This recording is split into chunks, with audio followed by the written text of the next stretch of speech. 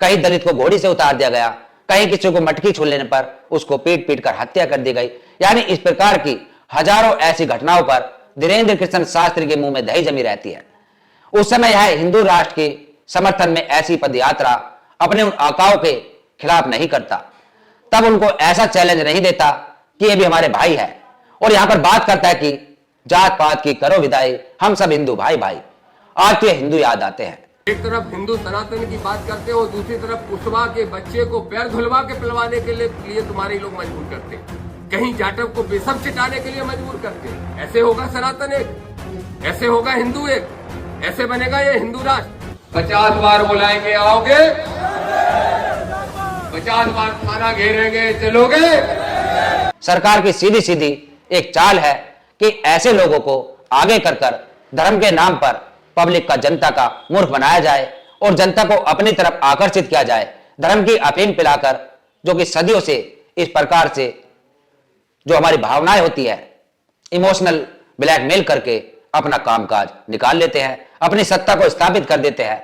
ऐसे चालबाजों से, ऐसे पाखंडियों से सतर्क रहने की जरूरत है, क्योंकि यह देश के अंदर आपसी भाईचारा, आपसी सद्भाव और जो संविधान के प्लम्बर में लिखा है धर्मनिरपेक्षता की मिसाल को खंडित करना चाहते हैं। यह देश के अंदर एक ऐसा माहौल पैदा करना चाहते हैं कि यहां पर यह देश दोबारा गुलाम बन जाए।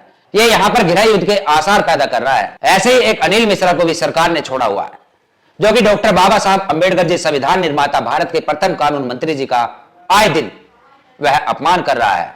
और ऐसे अनिल मिश्रा को भी सरकार का सीधा सीधा संरक्षण प्राप्त है, इसलिए उसका भी अभी तक कुछ नहीं बिगड़ पाया है। सावधान रहना चाहिए, समाज को एकजुट होना चाहिए और ऐसे लोगों को इकट्ठे होकर, संगठित होकर मुंह तोड़ जवाब देने का काम करना चाहिए। वहीं दामोदर सिंह यादव ने भी कमर कस चुके हैं। दामोदर सिंह यादव का कहना है कि चाहे कुछ भी हो जाए, लेकिन इसकी यात्रा को सफल नहीं होने देंगे। हालांकि इसकी यात्रा को निकलने नहीं देंगे। कल 7 तारीख है, 7 नवंबर से 16 नवंबर तक का धीरेन्द्र शास्त्री ने जो घोषणा की है, अब देखना होगा कि 7 नवंबर को यानी कल इसकी यात्रा निकलती है या इसकी यात्रा नहीं निकलती है। हालांकि वह भीगी बिल्ली बना बैठा है।